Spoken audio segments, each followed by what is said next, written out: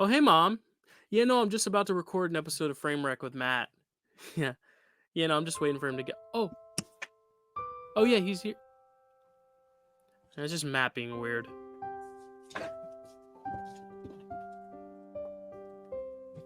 I'll call you back.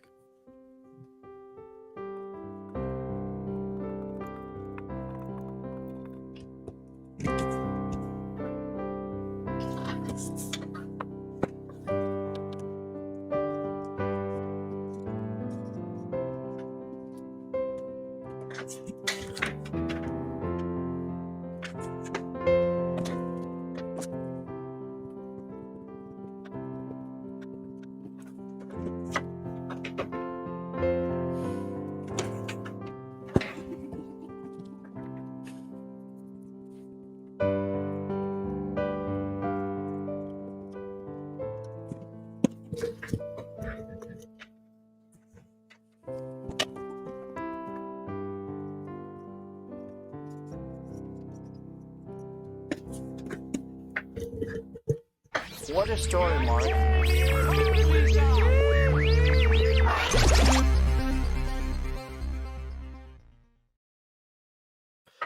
Christmas is actually here. Welcome to Framewreck. Happy Christmas, happy holidays, Maddie Christmas. How you doing, Maddie? I'm doing all right. I'm excited to talk about this movie. It's a lot different than what we would normally talk about. Because it's not like just a frame wreck throughout. There's a specific thing which we will get to. Mm-hmm. So yeah, it's I'm very excited. It's excited. like a cataclysmic bomb goes off halfway through where it's like frame wreck, and you're like, oh my god, I didn't see it coming. Yeah, we were talking about the 2019, I believe, classic The Last Christmas, directed by Paul Feig, starring Emilia Clarke, Michelle Yeoh, and others. And it is not Love Actually, but thank you, Matt, for that lovely message before in the cold open. It's been a great gift, and I'm going to give back because as a Christmas gift for me to all the channel, I decided to compile all our cold opens into its own video that I'll release right before the new year, so everyone can watch back all our old cold opens. A little frame wreck Christmas gift for us. How you doing, Matt? How we segue ourselves into this movie? Because as you said, it's very, very different than the typical movies we cover on this So Bad It's a Good Show. Well, I think we start with just talking about it as a movie. Mm-hmm. And then we'll get into the thing toward the end. So I think let's start out with how we feel about it as a romantic comedy. Mm-hmm. How do you feel about it as a romantic comedy? Well, it's interesting because it's hard to watch it in the gaze of not knowing what happens, but I'm trying to take myself back to the first time I watched it. And I find it a little bland. It doesn't really kind of do anything to set itself apart necessarily. I think the most interesting stuff, and this is the case for a lot of like modern rom-coms, is the side characters, but particularly Michelle Yeoh's whole storyline. Mm-hmm. Having a little Christmas shop and stuff, and I like Emilia Clarke's character, but it just seems a little too plain to where almost you kind of wonder what else is up. You know what I mean? Like you're almost watching it like it's like I've seen this before in a Hallmark movie, in a Lifetime movie. What is going to make it about this movie that is why they have these big stars, why they put it in theaters? And also Paul Feig, I'm a big fan of his. He's one of my favorite directors. I love A Simple Favor. I love a lot of his films, Bridesmaids, Spy. So going into this, I didn't really know what to expect, and watching it, it just kind of plays out as generic as possible. Obviously there's character arcs, but are they anything we haven't seen before? To where on its own, I really don't know if it's particularly exciting or necessarily good, Right. It's interesting because like the actors in it are all really good. Like Henry Golding and I felt this way when kind of he broke out in Crazy Rich Asians. Dude is charming, off the charts charming. Right. Like his presence on screen is just dynamic. Like you want to see him on screen. And which is why it's kind of baffling to me that they kind of leave him out of most of this movie. Right. There's so many big chunks of the movie where she doesn't know where he is. She can't find him. I mean, there's a reason we find out, but like you would think it, and by doing that, it completely undercuts the romantic part of it. Like Right. they're supposed to be falling in love, but you don't see them very often. And when you do, they're just kind of, it's more of they feel as awkward as you would think for having only seen each other twice or whatever, and for a short amount of time. Like you never really start developing that. In fact, there are 2 other relationships in this movie that develop better with the same amount of screen time, and that is Santa and Boy, and Kate and the guy at the homeless shelter. Right. And they never develop that one at all, and you feel like they're going to, and then they just never do. And that feels like the central relationship as well. Like it feels like they're gonna go deeper, but they never do. And we now know why. But it's like when you're selling something for the first time, and this is something that I always thought The Sixth Sense did badly, but it really doesn't. I was just being a stupid little boy when I watched it the first time. But like the idea of like you got to make the movie interesting, whether or not the twist is there. And this movie, I don't think does. I think it's all relying on the twist, and the twist is, we'll talk about it. It's not, it's ridiculous to where it's like, it doesn't make the rest of the movie that came before it better, to where when you rewatch it with the twist in mind, I think it's even worse. You know what I mean? Because it is just more glaringly like, this would have been a really interesting opportunity to have him there and see what dynamic happens there. Or, you know, like maybe have her question a little bit more, you know, what's going on. So when it happens, it's cathartic. You know, there really isn't a lot of that. But there is chemistry between the actors, and I will give them that. And that's what you need first and foremost, which this movie does have, but it's just not enough substance to rely on just the chemistry alone, you know? Right. It's interesting because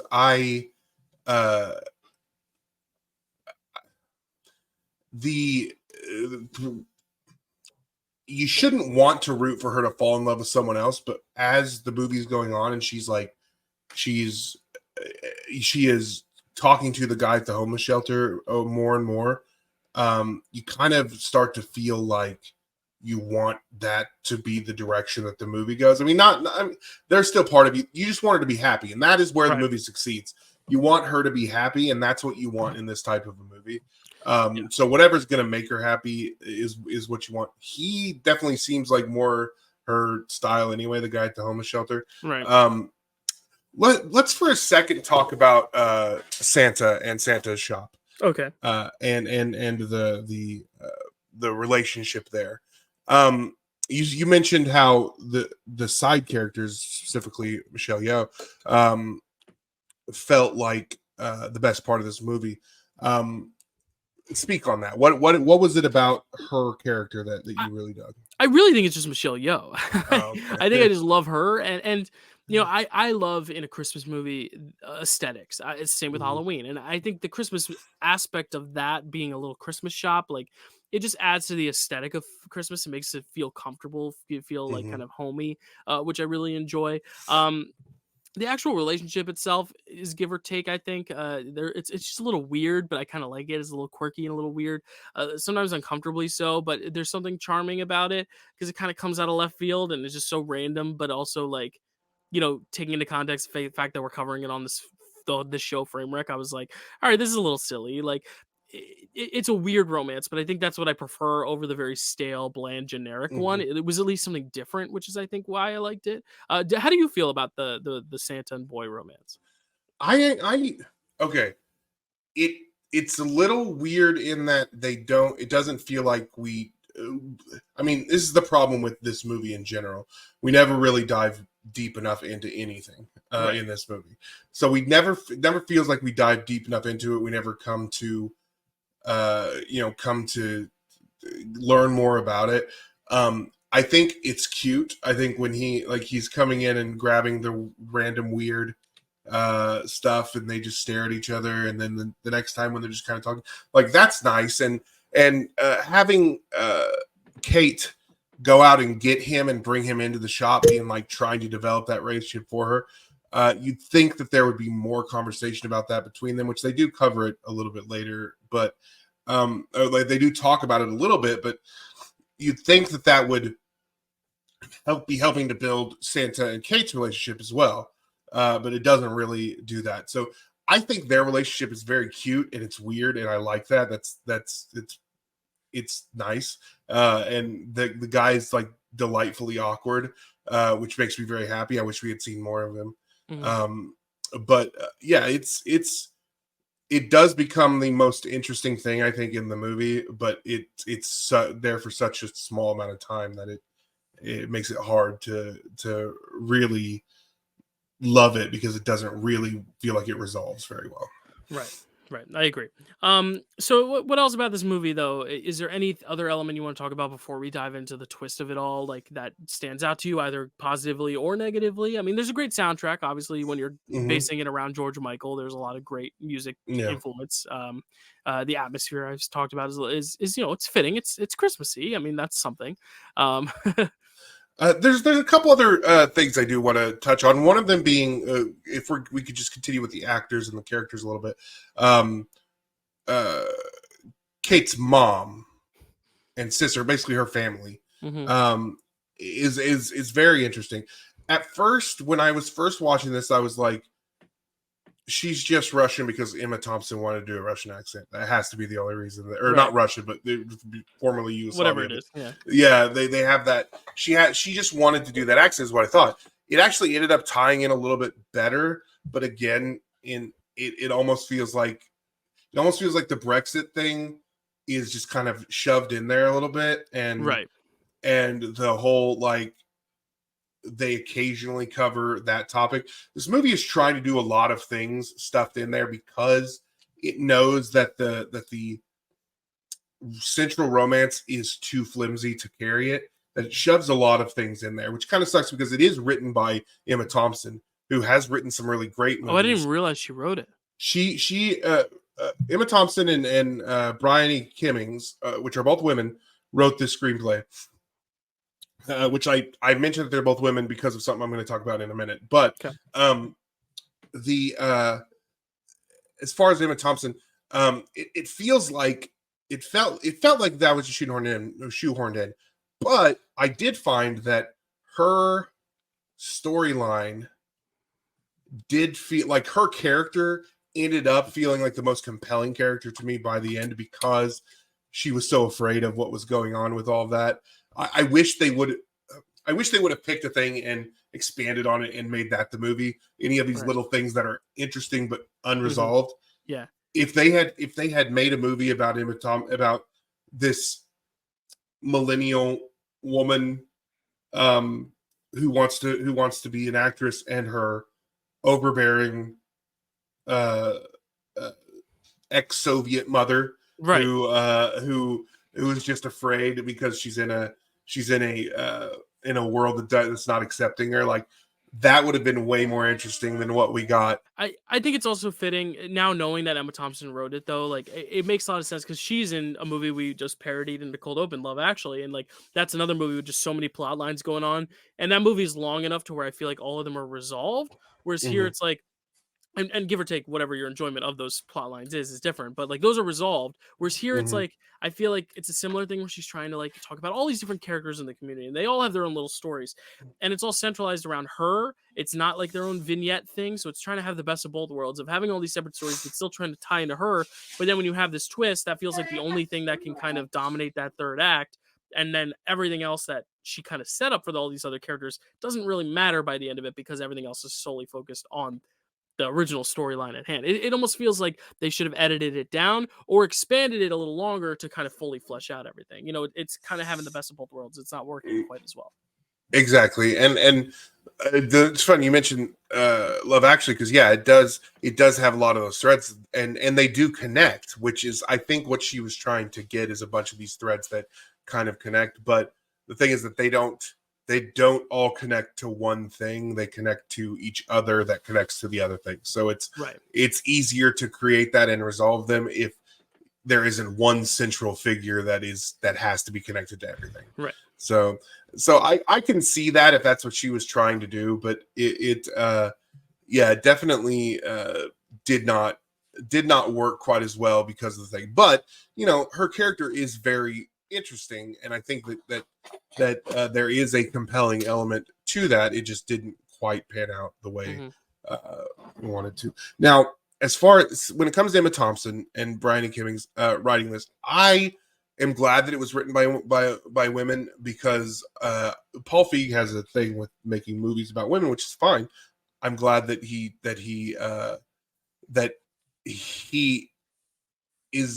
creates a situation where women can be seen on screen and looked at differently than you would normally see it. I really dig that. Unfortunately, sometimes that does, because he is a man and it's not really his experience, he does fall into a few pitfalls. One of them in this being, and now that I know it's women, I know it's not really his fault. Women wrote this, it's not his fault. It is an old-fashioned thing that they were relying on, which is that one of the ways that they show that Kate is a mess is by showing that she's promiscuous. I thought they spent way too much time showing her with different guys, or whatever, like to kind of illustrate that she's a mess. I think the fact that she keeps getting kicked out of places was good enough. Like, right. But that really kind of bugged me a little bit. And at first I blamed Paul Feig, but then when I found out, they wrote this. Right. These women wrote this. Like, and that's the thing with a lot of his other movies too. It's like Bridesmaids is written by two women. A Simple Favor is written by a woman. So like that's the thing, is he's good at getting the women to write the things, but he's still a man directing it at the end of the day. So maybe there's a little bit of a contradiction there, or maybe it just happens to be that they make a bad choice regardless. It's interesting, but that's a good point you make with like the collaborators, I don't know, that he has in these movies. It doesn't always reflect as good of feminist messaging as it could. It does still have some solid feminist messaging or whatever. Like, I don't think Emilia Clarke is necessarily sexualized in the way she is in a lot of other things as well, because when you see this movie, she's very much not, she's a mess, but in a way that she's also not the stereotypical, I don't know what I'm trying to say, but she's not necessarily like the stereotypical rom-com female lead in that way, which is a good thing. She's not, sexualized, as I said, and it helps that it's around the holidays, so they can layer on as much as they want, and it doesn't have to be skimpy, is what I'm trying to say. Which I feel like a lot of the times people sometimes go for in rom-coms like this, especially with Emilia Clarke, who has already come off of Game of Thrones, where she was very overly sexualized and people almost took it and ran with it the wrong way. And so they got some of the wrong messaging for that. So I think it's a refreshing role for her too. Oh yeah, I definitely, I agree. Was there anything else about this that you want to talk about before we get to the twist? No, I know it's really early. Yeah, but it's on the tip of all of our tongues, because I feel like a lot of the criticisms that we've already even talked about can be correlated to the twist, of the idea of not letting every character get its full worth, of the idea of him just not being around by nature of what the story is. So we rip the Band-Aid off, Matt. Okay, so I was reading your Letterboxd review of it, meanwhile, this is Letterboxd from when I saw it, so without any time to reflect on it. Yeah. Well, because it's interesting that you say that, because it does all stem from all of it is immediate, like stuff that you thought you had in the theater, which I think is good. You had basically said, I figured this out from the trailer. I figured it out easily while watching the movie. It was very predictable to you in that front. I was the other way. Now, I did figure it out before. I did figure it out before we got to the thing. I didn't figure out everything to it. I did figure out that he was a ghost before we got to that point. And I figured it out just because they played it off as him like being weird and dancing, like doing like the dancey thing. But I noticed that he doesn't interact with anybody else in the movie. A lot of his dancey stuff was because he was avoiding being run over by someone else. I was like, so she's the only one that could see him. I figured that out.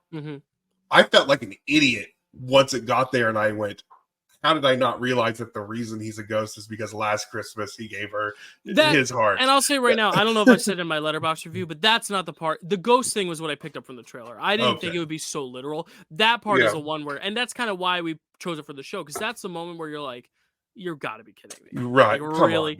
And I think that's interesting, because what I predicted from the trailer was that, like, oh, he's dead all along, or she's dead all along, because I knew it was a Sixth Sense thing, because in the trailer they showed the shot of her getting rushed to the hospital, like in that hospital bed. So I knew there was maybe like something at play of like someone's dead, someone's not. and then when you're watching the movie, you're like, oh, it's him who's not. But then it Right. also begs the question of like, if he is dead, then like there are some things though that he does do, like when they have their makeout sesh. I'm like, wait, but then Right. how does this work? Is it Right. masturbatory? But then like when they do the clips of like her recounting everything in their head, they don't show that, and that's where I think the story runs into a problem of, oh, we want to save this twist, but then Mhm. we're kind of halted to show any like true romance. Right. It's kind of weird in a way, and I'm not saying that relationships have to be all about intimacy, but it's weird that we don't see them in more intimate scenarios and more touch in general Right. because it's a rom-com, you know, and I think that kind of gives Right. it away. It's hard to make this twist work in a rom-com when you have to hit certain beats, and it almost feels weird that you're not hitting those beats, but then it becomes obvious because you're not hitting those beats that the twist is coming. You know what I mean? Right. I think there would have been a boldness in having them go all the way, have them have sex, and then and then have to reckon with what that meant for her in that situation, because they even when they're going back through the flashbacks, like her ice skating, she's ice skating by herself. She's not ice skating like she's being held up by someone. Right. Because they show the shot of him holding her up while they're ice skating, and then they show the shot of her ice skating, and she's just free ice skating by herself. Right. So on some level, she is taking actions that she doesn't realize she's taking. So maybe I think there is a interesting idea that could have been discovered there, which is like how she's even like what is happening like in her mind, like how she is not really taking, she doesn't realize she's taking certain actions. Like that would be very interesting. But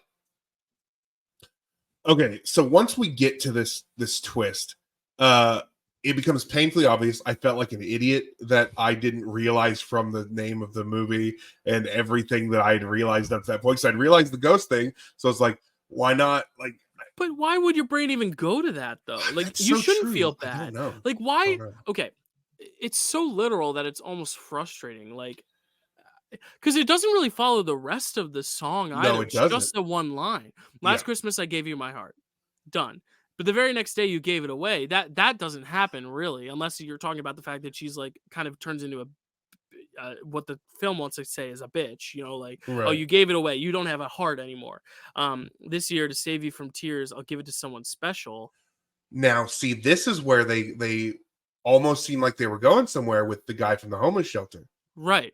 If they would have followed that thread at all, it would like have, make it like the Dog's Purpose movies where she dies and gives her heart up, and then every person, it goes generationally through every decade, and someone gives a heart and keeps giving the same heart, passing it down. I think that's a pretty good concept. I don't know.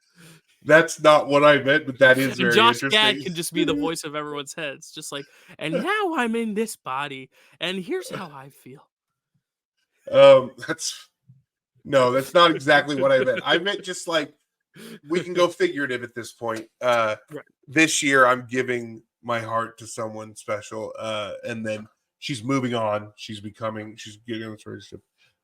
I do wonder, though, why her figuring it out meant that they couldn't be just like in a weird ghost relationship anymore. Right, because then he's gone completely. Yeah, and that's the problem, is they don't want to have him in a lot of the movie because maybe they don't want the audience to get too attached to it.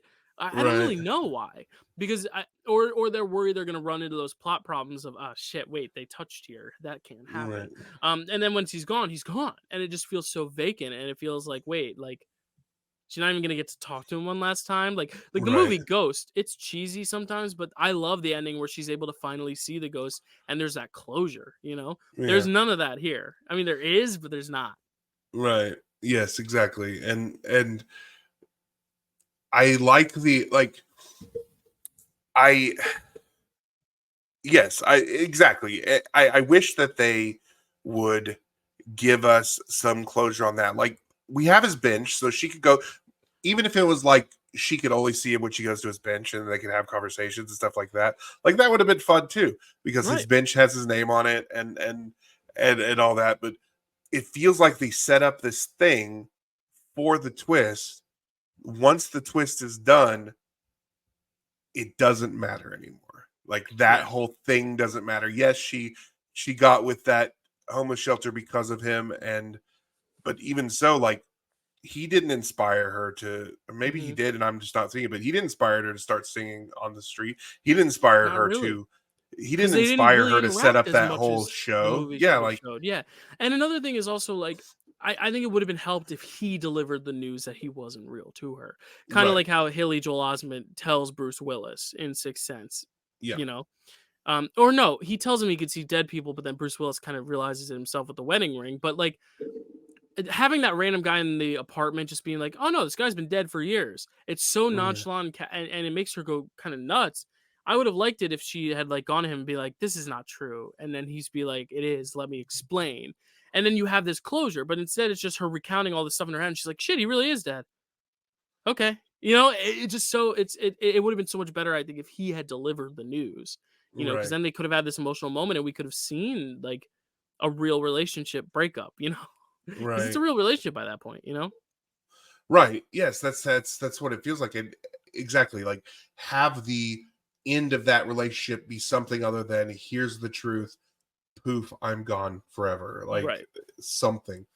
Um yeah, it's very weird. Like there's part of me that loves how literal and weird and swings for the fences it is, but I think that part of me just loves it because it's batshit. Like because that's crazy. Like there's part of me, and especially a younger version of me, that's like it's great because no one would see something that literal coming, but also there's a reason none of us see that something that literal coming. Oh yeah.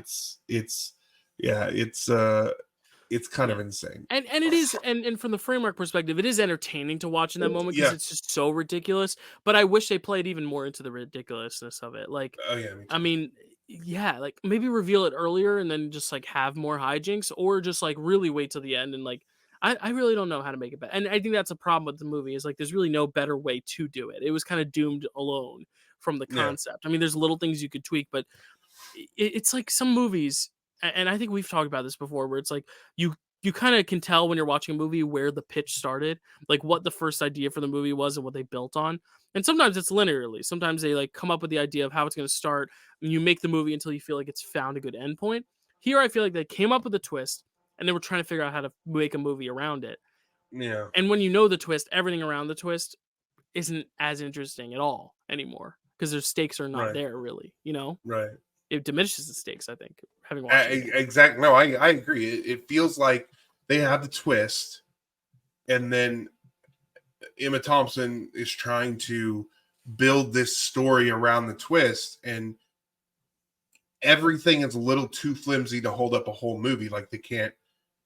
If we do this, then there's not enough of a movie. If we expand that, then there's too much. Like, and so she's having to add these little things in, and that's where this movie kind of fails as a rom-com. Is that as we mentioned, nothing resolves, nothing feels like it actually goes anywhere meaningful, is because it feels like they worked from the twist out and just kept adding elements to it. Yeah.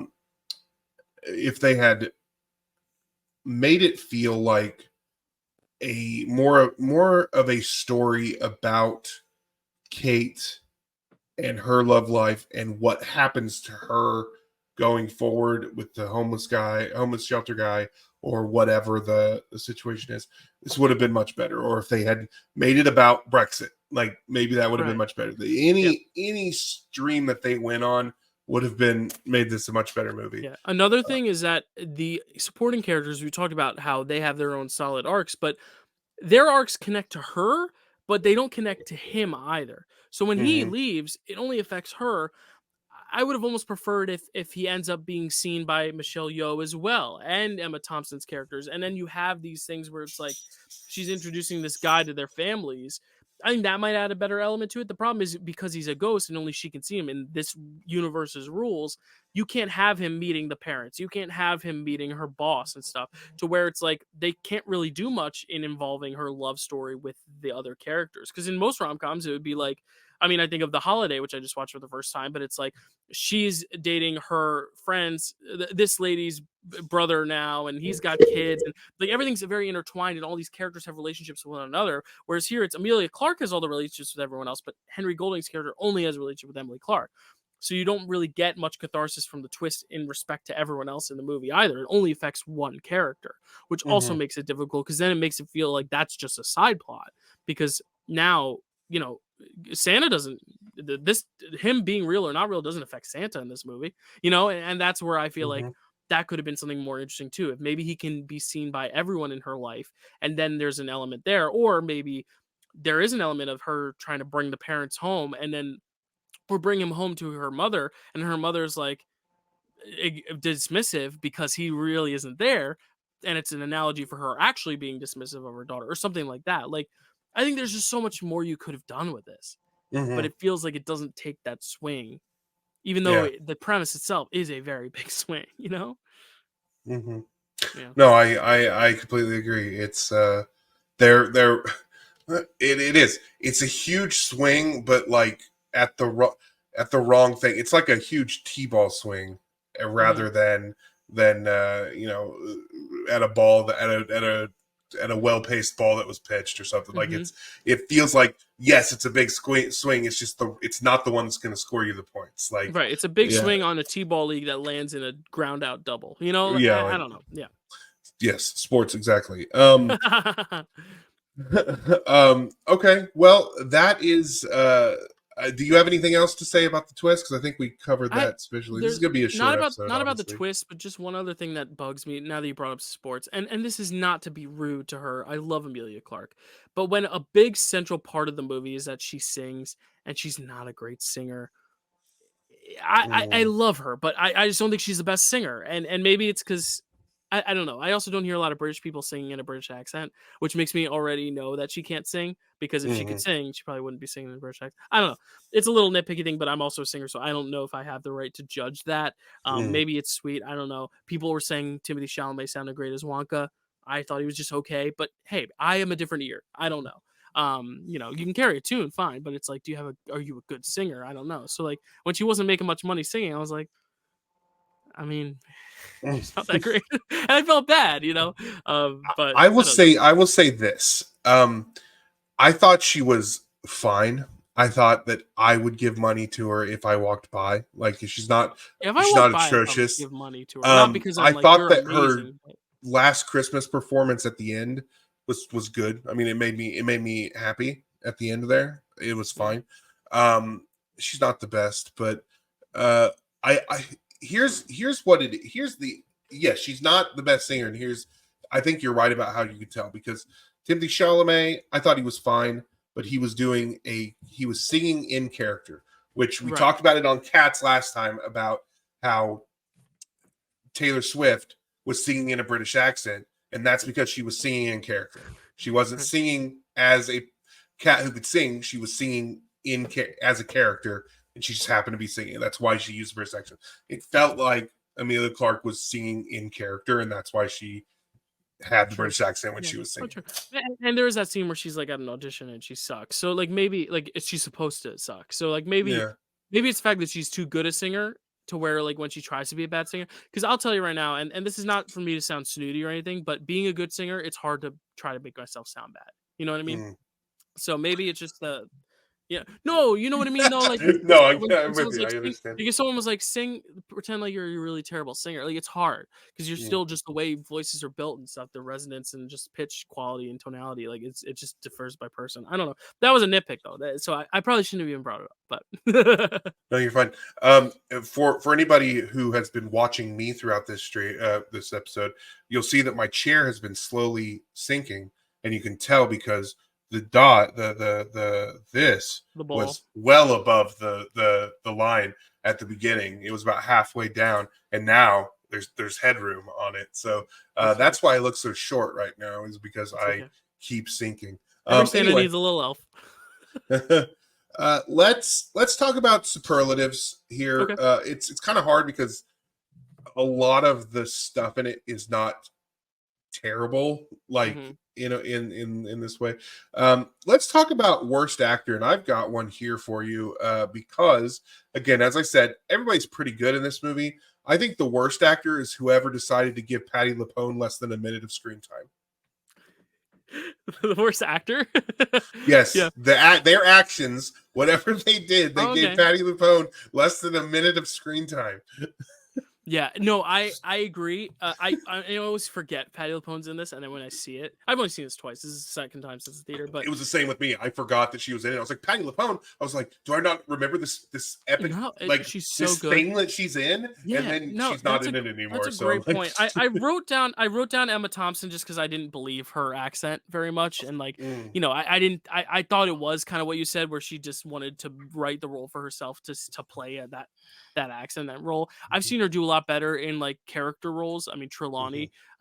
So like, yeah, I don't know. But I'm not like I don't hate the performance. It's just I think it's the weakest performance in the film. That's all. we're opposite on this because my actor who elevated material is Emma Thompson. Okay, there you go. That's fine. That's fine. Oh, and that's not because she gave like a standout performance. It's because her it's not because like the accent was great or anything like that. It's because her role gave me the most emotional like payoff, just because like of the Brexit stuff. Yeah, my actor who elevated, it's Michelle Yeoh, because she elevates everything for me. Like it's literally like if any other one person was in that role, it'd probably be a nothing role. But I think it's because she's Michelle Yeoh. She's an edge to her that I don't think other people would master. So I agree. She was mine until I thought about Emma Thompson and nice.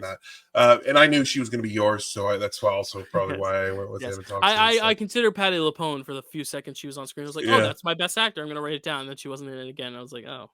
Yeah. Yeah. Do you have a worst line of dialogue? Because I didn't really. I have one that is just so on the nose that I should have. When I heard it back, I was like, it's the line from Kate. She says, I'm not going to heal my heart and then give it to someone who is going to break it. It just feels a little too on the nose to what is foreshadowing to come. And I'm like, that is something. I mean, it is bad, but it's also the connective tissue that we didn't really have in the movie. It's a sneak peek at the connective tissue to that song that we didn't really have. Yeah. So speaking of connection, I did jot down another one that was just kind of annoying. I installed everything on her phone from Snapchat to Instagram. All that means is that I can disappoint her in more ways than ever. Like I don't know. That just felt very like I don't know. It felt like a person who doesn't understand the technology. Pretending like they understand the technology. It was obviously written by Emma Thompson, an older woman, and not by like the person who said I installed Snapchat on her phone. Oh, she's gonna hate me even more. Like Snapchat, no offense, I don't know about 2019. I'm gonna try to put myself in the shoes, but Snapchat is not like one of the first ones I would go to. I'd say maybe Instagram and Twitter, but like Snapchat, I don't know. I like Snapchat, but like it just seems like a weird thing to just say, like, oh, I got it for my mom. Now more ways for me to disappoint her. She sees my Snapchat of like, oh, look at this pretty tree I saw. Like, no. I don't know. But yeah.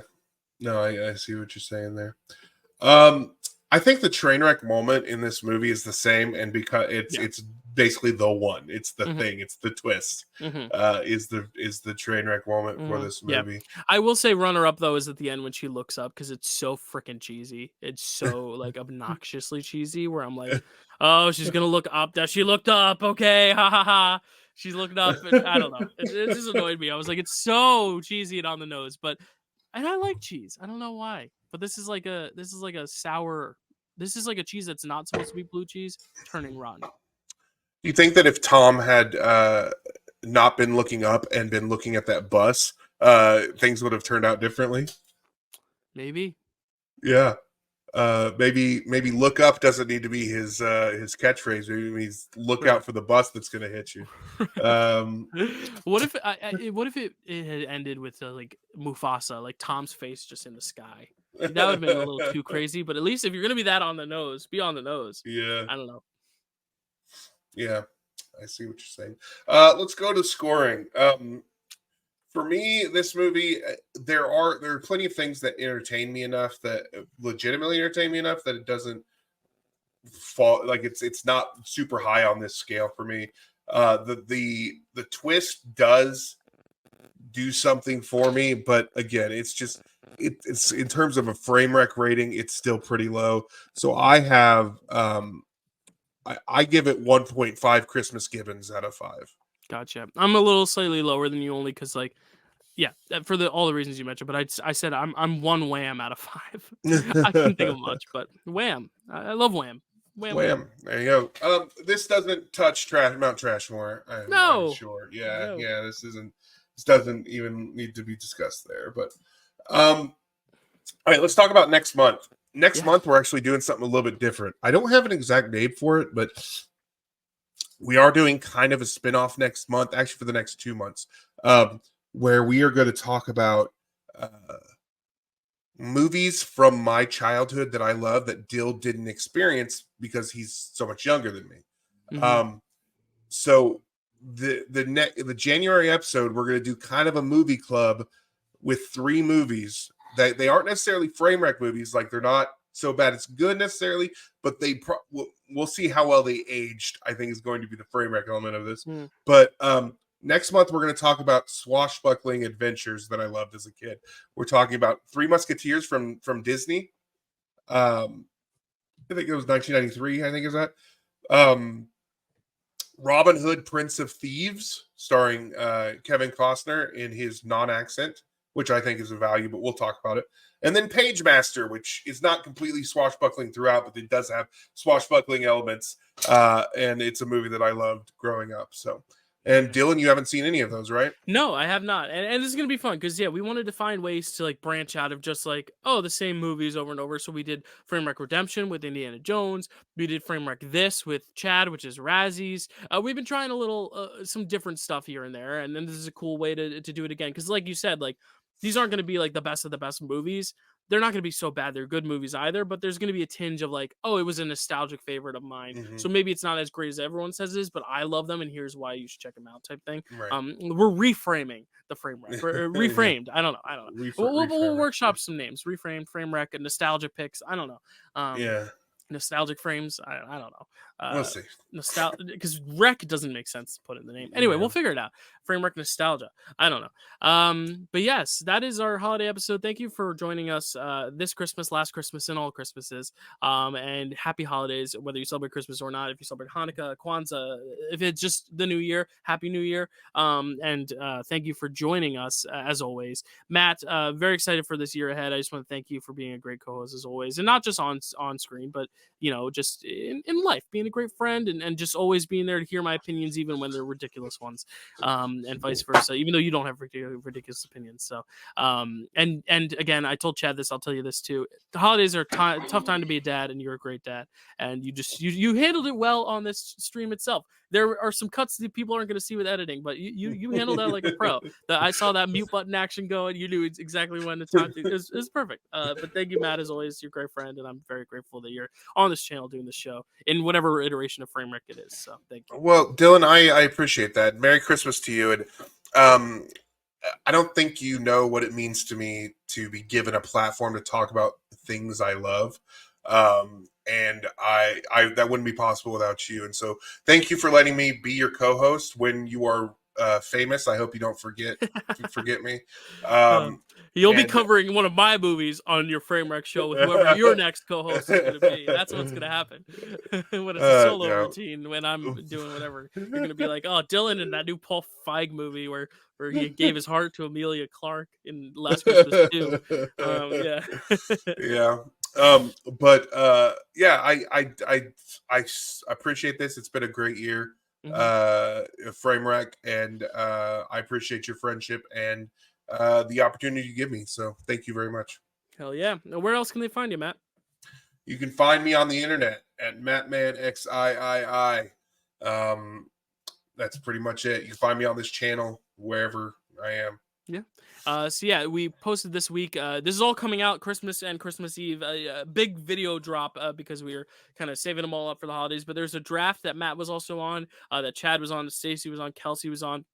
where we drafted Christmas characters. Go check that out. Go check out Picture This, where Chad and I did Ranking of 1960, featuring one of Matt's favorite films, The Apartment, which I can't wait to hear what Matt says about that. And then Matt and I, of course, Framewreck last Christmas, but we've also got some great stuff coming for you in the new year. So thank you all so much. Stay tuned. We're also doing that little cold open video. Will come out in a few days for you to check out all the cold opens of Framewreck thus far, because they have been pretty fun. And Matt deserves his platform there to show off his writing skills and creativity. But thank you guys so much, and we will see you in the new year. Happy Merry Holidays. What a story, Mark.